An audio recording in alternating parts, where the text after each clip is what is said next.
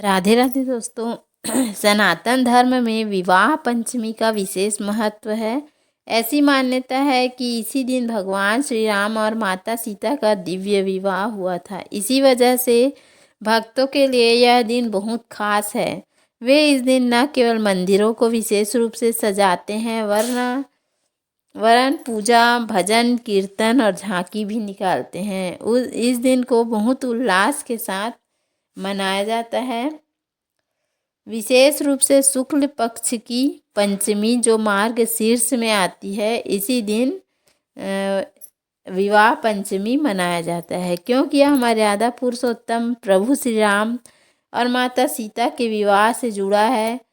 यह दिन उल्लास का होता है, पूजा पाठ और शोभा यात्रा के लिए विशेष होता है।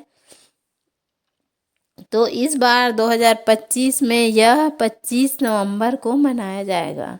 यूँ तो पूरी दुनिया में जहाँ जहाँ प्रभु राम के भक्त हैं वे इसको पूरे धूमधाम से मनाते हैं, किंतु मिथिला की राजधानी राजा जनक की नगरी जनकपुर में विशेष आयोजन होता है।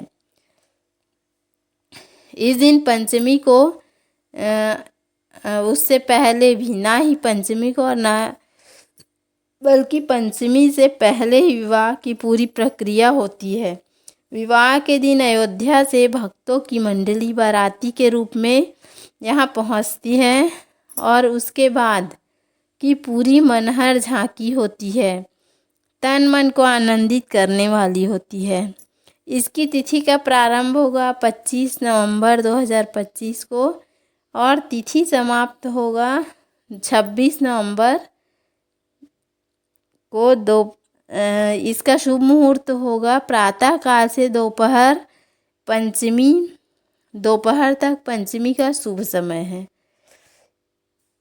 इस बारे में कहा जाता है कि मर्यादा पुरुषोत्तम भगवान श्री राम और जगत जननी माँ सीता का दिव्य विवाह हुआ था, इसलिए इसका विशेष महत्व है।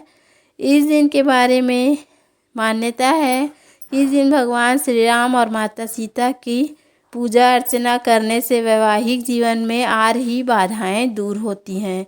यदि किसी दंपत्ति का तालमेल नहीं चलता किसी वजह से, तो रिश्ते में खटास आ गया है, तो इस दिन पूजा के प्रभाव से यह कम हो जाता है।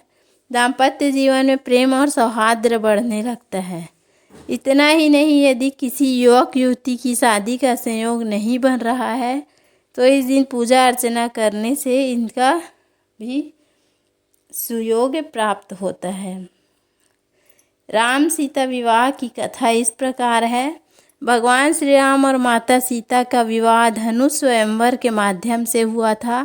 कहा जाता है कि राजा जनक ने भगवान शिव के धनुष का स्वयंवर रखा था।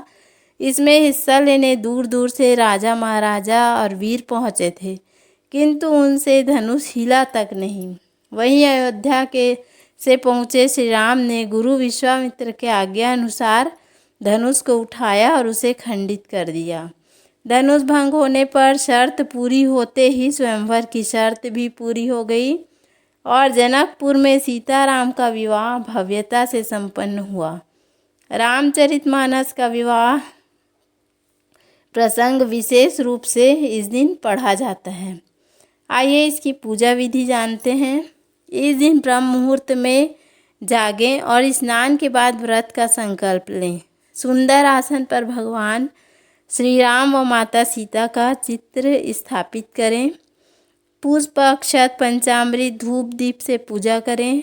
रामचरितमानस के बालकांड में विवाह प्रसंग का श्रद्धापूर्वक पाठ करें। कन्याओं को फल, वस्त्र या प्रसाद दें। उस दिन फलाहार या केवल सात्विक भोजन ही ग्रहण करना चाहिए।